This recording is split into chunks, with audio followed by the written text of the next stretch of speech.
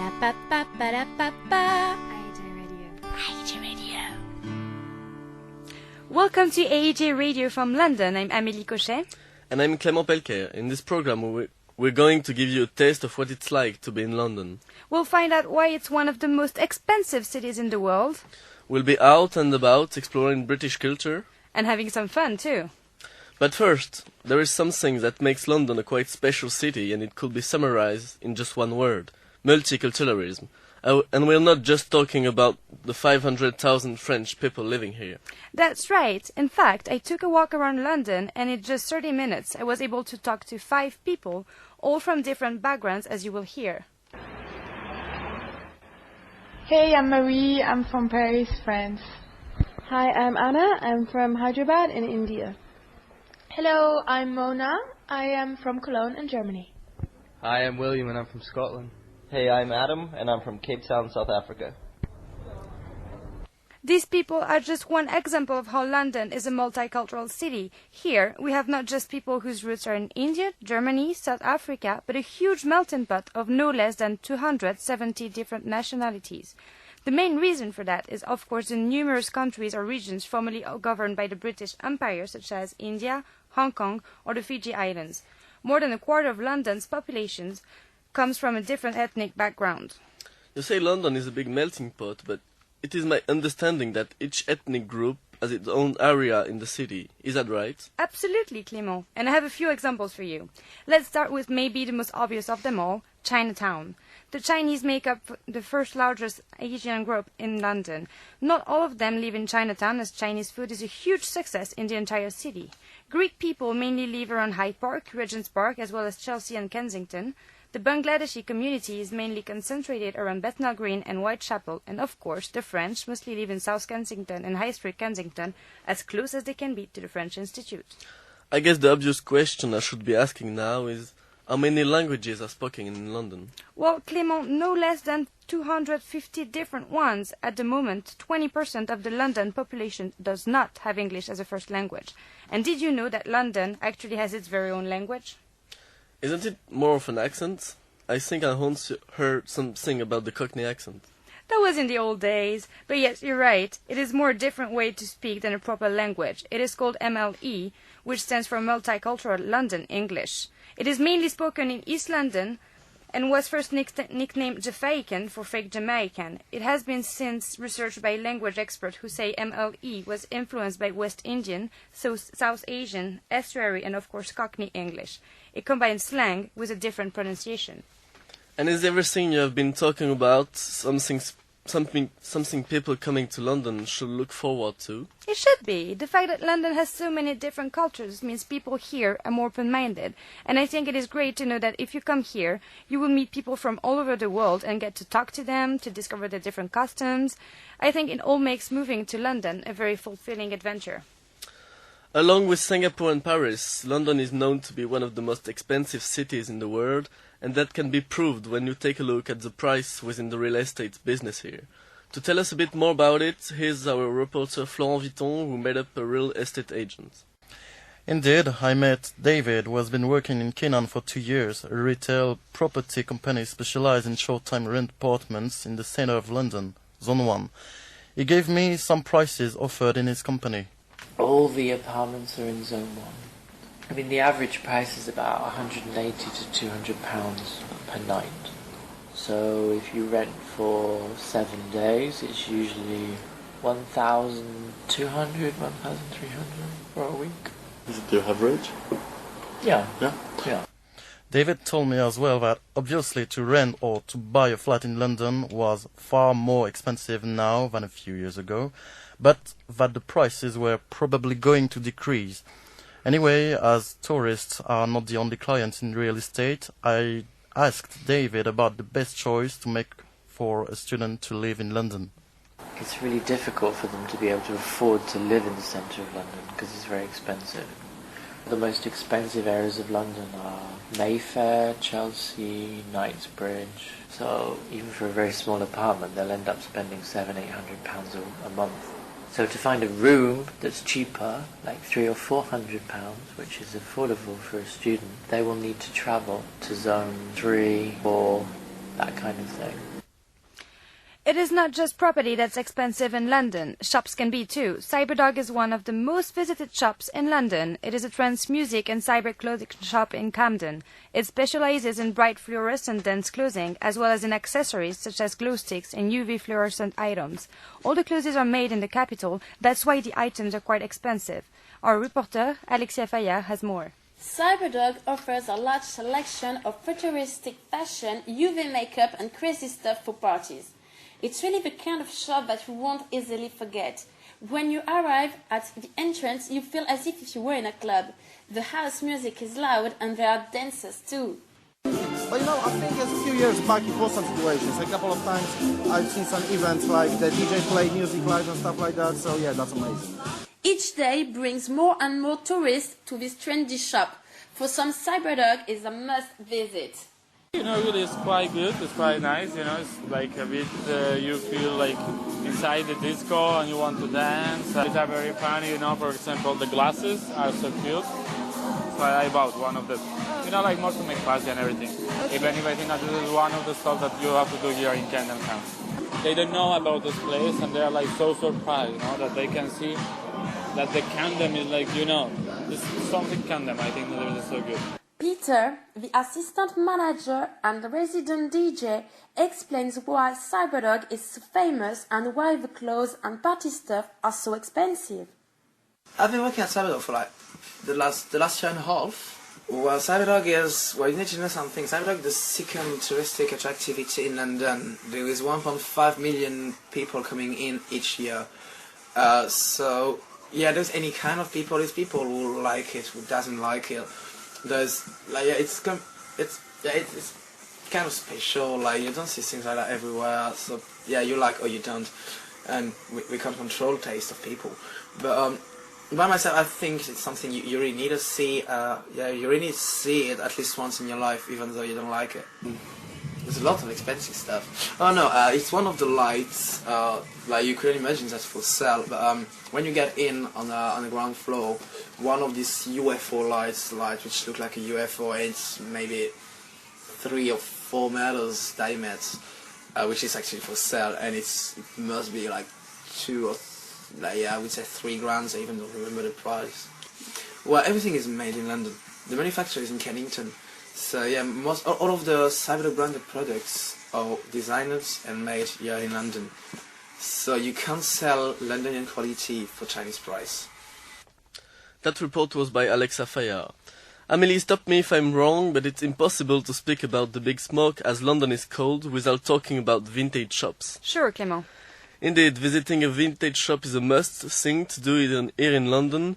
That's why our reporter Morgane Mallet went to Brick Lane, where she met Frederica Yockney, the manager of Rocket, one of the best-known vintage shops. Here's our report.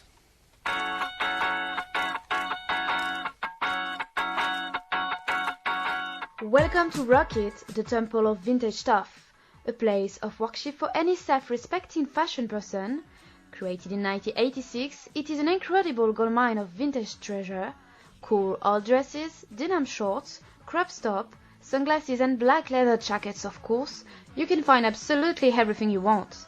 The small plushes that make it different, Rocket sells unique hand-picked items with style-conscious and environmentally aware shoppers in mind. Basically, it's like ethical shopping and ethical fashion.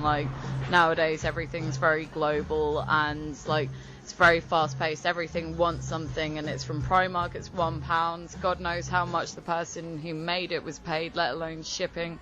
It's just not environmentally friendly or friendly to the planet. What we do, we take used materials such as leather jackets and turn them into new things. Indeed, according to Frederica, unlike any other shops, Rocket sells only true vintage clothes.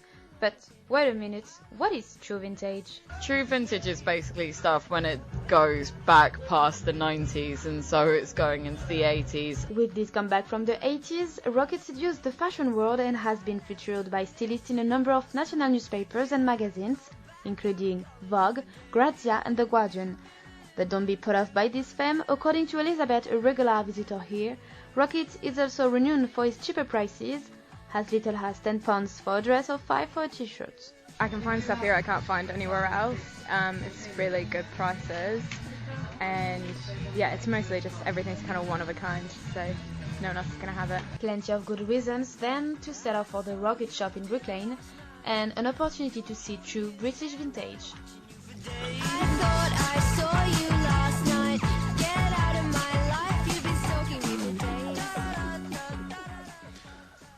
That was Morgane Mallet reporting. Still to come on this program, London gearing itself up for the World Cup, and Punch and Judy still fighting it out after 350 years.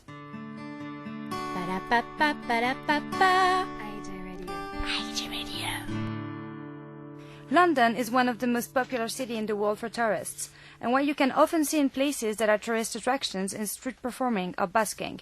But street performers are often seen as beggars, and now a set of rules for auditioning and licensing buskers has been put in place in some areas in order to control just who is allowed to play on the streets of London. It is a strict system which doesn't please all buskers. Raphaël Hudry has this report. Knife! Smack it down to my body! We'll take it past my head, shoulders, nipples, hips and toes, dislocating my shoulder to do it. Without them, the streets will not be the same. But in London, you can only busk in 4 places: Trafalgar Square, Covent Garden, Camden and the South Bank. But you have to be auditioned and get a license to do so. Some buskers are not happy with this, like Matt Valentine, a contortionist who performs on the South Bank. The auditions are a ridiculous affair, really. You show a minute of your work, which isn't respected on street art at all. And then you have a brief conversation about what you do, and then they tell you yes you can or no you can't. The unfortunate thing is with these auditioning bodies, they're usually filled with people who have degrees in performance but have no idea about street art. Singer and guitar player Charlotte Campbell is also a performer next to the London Eye, but she doesn't agree with Matt. I feel safer. I feel like there's more of a community. I know the other people who have licenses and are here regularly, so I think it's great. I really like having a license system. Yeah. What buskers complain about is that the system is arbitrarily controlled, and it can stop people who are beginners if they are not good enough. According to Nick Broad, the founder-director of the Busking Project, a company supporting street artists, licenses undermine the real nature of busking. Busking has always been a nomadic art form, and the best buskers in the world travel the world, performing to new audiences and bringing their culture and their talent to new places.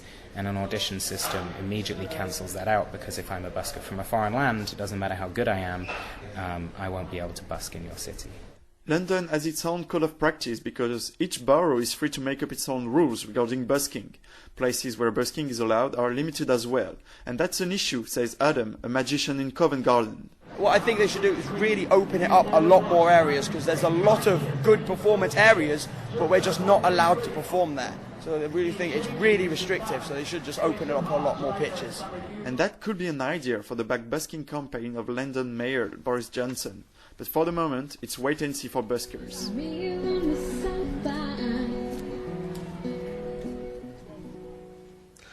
Now we're going to hear about very British way of converting people to the way of thinking.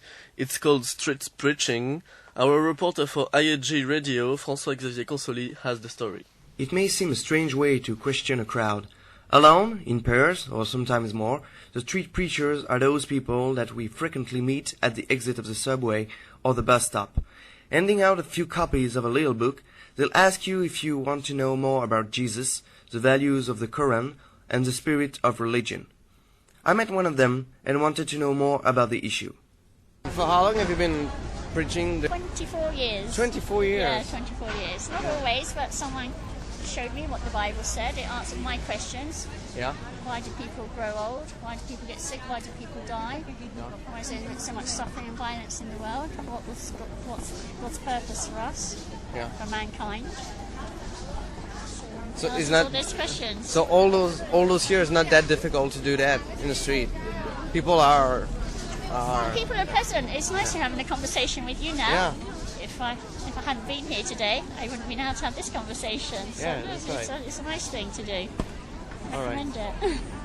In Hyde Park, there is a special place to have a conversation, the Speaker's Corner. Historically, mass protests occurred in Hyde Park until the Parliament authorized public meetings and speakers in 1872. Since then, this outdoor event has attracted religious speakers, in particular, who wish to voice their faith to the public. Historically, there were a number of other areas designated as Speaker's Corner in other parks in London. More recently, they have been set up in other British cities, and there are also speakers' corners in other countries. Every week, a lot of people get together to talk, and a lot of preachers come along to talk and preach about their beliefs. Sometimes raucous. Those discussions may be usual for some people, or a total new attraction for others. It's our first time. First time? Our first time we And have been. mine. Yeah. Okay, what do you think about it? I think it's quite fascinating. Quite fascinating, yeah. Yes. Yeah? Seeing everybody mostly debating religion. Yeah. And how it seems to be the most important topic here. I think the discussions is good, but the preaching I'm not quite so sure about. How many people are actually really listening? But the conversations that come from it, I think is good. It's good that people do debate and can talk to each other. You're listening to IEJ Radio from London. One of Britain's best-known orchestras has been taking its music out of the concert hall into the very heart of London. For the third year running, the London Symphony Orchestra has teamed up with a leading car maker to give a free open-air concert. Our reporter, Julie Ménard, joined the crowd to have a listen. Good evening and welcome to BMW and LSO Open Air Classics. My name is Paul Rissman, I'm your presenter this evening, and I'm delighted to introduce you to the magnificent London Symphony Orchestra.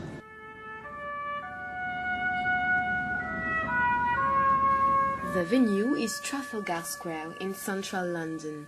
This year, 35 young musicians have been invited on stage to perform the music of Prokofiev with the London Symphony Orchestra.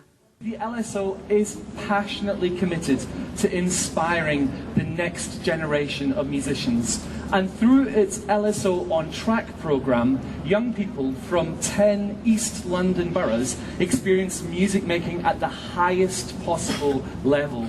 Did you ever imagine that you would stand and play the cello in front of as many people as there are here? I dreamed to, but I never actually thought I would. And now I am here, so it's amazing. The place is so crowded that some people have been forced to stay at the entrance of the square. Classical experts are sitting next to old and young, many of whom are hearing this music for the first time. And everybody seems to be enjoying the show. I think it's a great event, and I just love being here amongst all these people and experiencing mellifluous sounds like this. I don't know anything about classical music, but no, but that's why it's really good nice to come here. Yeah. Because we don't really listen to classical music that much, so we wouldn't necessarily buy a ticket to go to a concert. So then it's nice just to have this open air thing where you can just walk in and listen to it, so you do get the experience of it. Classical music lovers will be happy to learn that the partnership between orchestra and car maker has been extended for another 3 years. As a capital, London is the ideal place for stand-up comedians to spread their talent. You just need a stage and an audience, and it doesn't matter whether there are 400 people watching you. The aim is the same, to make them laugh. Our reporter Florine Ferrier went to find out how difficult it is to do stand-up comedy in the capital. They might be famous in a couple of years' time, and if so, you could be the first to say I was there when they did their first gigs. London is full of stages, and the smaller ones are the best place to discover something new and intimate. Josh Norris started comedy at university and played a few gigs with his friends. The comedian then moved to London 3 years ago to work seriously on stand-up. According to him, the early years are tough, but it's worth it. For the first year or so, you're just emailing people and trying to do everything you can. And then I sort of started to find this network of comedians that I really liked and that I was on the same sort of wavelength as, and I liked what they did. So then through them you start finding the other good gigs and people start to see you more often and people book you to do things. So rather than you emailing them, they start offering you gigs and saying, can you do this or this? And then from there, it just sort of, you just kind of keep working at it and trying to make progress in. So I think if you feel that and you feel like you care about it enough that it's worth all this hard work. Playing gigs as much as possible, Josh even set up his own ones. Sharing the stage with other comedians is a good way to attract a bigger crowd and consequently get people to promote you. 2 weeks ago, Josh was performing in a salon bar in Tufnell Park with 7 other comedians. A stand-up gig where almost all of them shared personal experiences to make the audience laugh. Beck Hill was one of them. Now I'll tell you why I'm angry at bodies. I'm angry at bodies because they're stupid, right? First of all, shins. Why are they coffee table height? That is the worst place to put them. I also don't understand why when you're eating hot food, like if you're having hot chips, if it's too hot for your fingers, your immediate reaction is to put it in your mouth, like the most sensitive place on your body. Like, I'll just store it there for safety. That doesn't work. That's the same sort of logic as if you had a hot coffee and you went, oh, that bit my tongue. Better pour it in my crotch. That's where that goes. Thank you very much for letting me ramble. There's World Cup fever in London ahead of the 20th World Cup final in Brazil, the secret land of football. Clément, you've been talking to some of English fans. Are they confident in the national team? The general feeling is far away from enthusiasm, for a very good reason. The last time England team has played in semi-final was 24 years ago for the World Cup in Italy, and Gregor knows it. England has a very disappointing history, recently at least. I think it's going to stop at the quarterfinals for them as well this year. Team is not either very confident. To be honest, I don't think they'll do very well. England in the World Cup, not usually a great combination. I hope they do well, and it would be great if they do, but I don't think they'll do that well. Maybe quarterfinals. The quarterfinals, it seems to be the maximum where England team can go according to fans. England has a lot of strong players and one of the best league in the world, but last results have shown that it's completely different to play for clubs and for the national team. For those who want to check out how Lampard and his teammates will get into the competitions, first England game is on the 14th of June against Italy.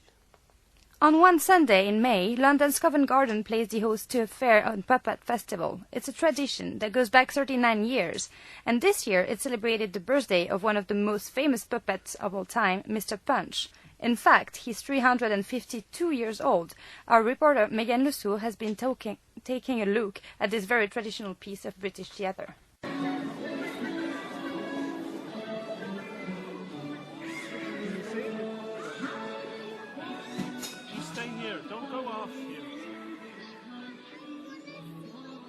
Set in the very romantic garden of the Actors' Church, this year the Covent Garden Puppet Festival brought together no less than 30 puppeteers. These performers of live theatre came from all over the world. They were here to entertain children and adults, and also to keep alive an ancestral tradition. Robert Stiles is one of them, and he explains why he took part in this event. I take part in this event because Mr. Punch is very important to me. My father, who is also a Punch and Judy man, who is 80 years old this year and still performing Punch and Judy, taught it to me when I was 16. And I am still doing it 34 years later, and he's still doing it at the age of 80. Inspired by the Italian Commedia dell'arte, Punch and Judy was first performed in Britain in 1662. It rapidly gained popularity and now represents a legacy from the past to the present.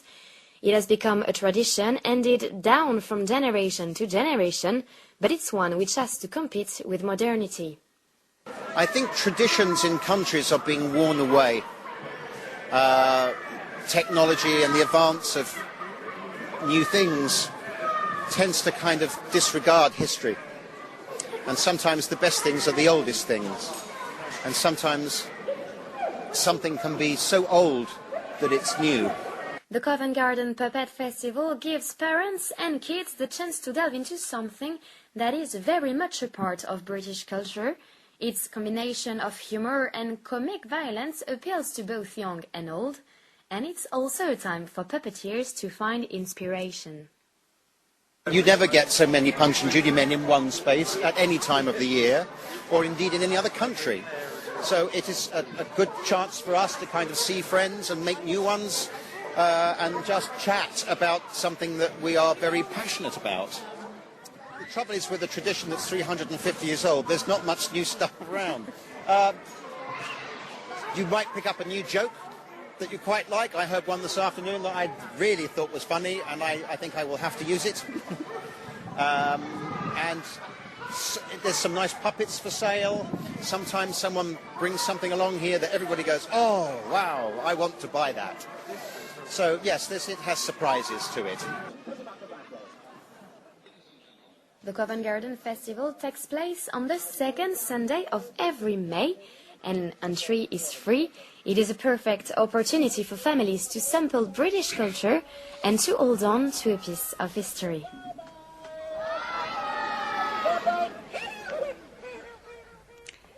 That report was by Morgane Lesourd. And sadly, it's time for us to say goodbye too. The show is over. We very much hope that you've enjoyed it and that you're more eager than ever to come to London. Bye. Bye-bye. Ba-da-ba-ba-ba-da-ba-ba.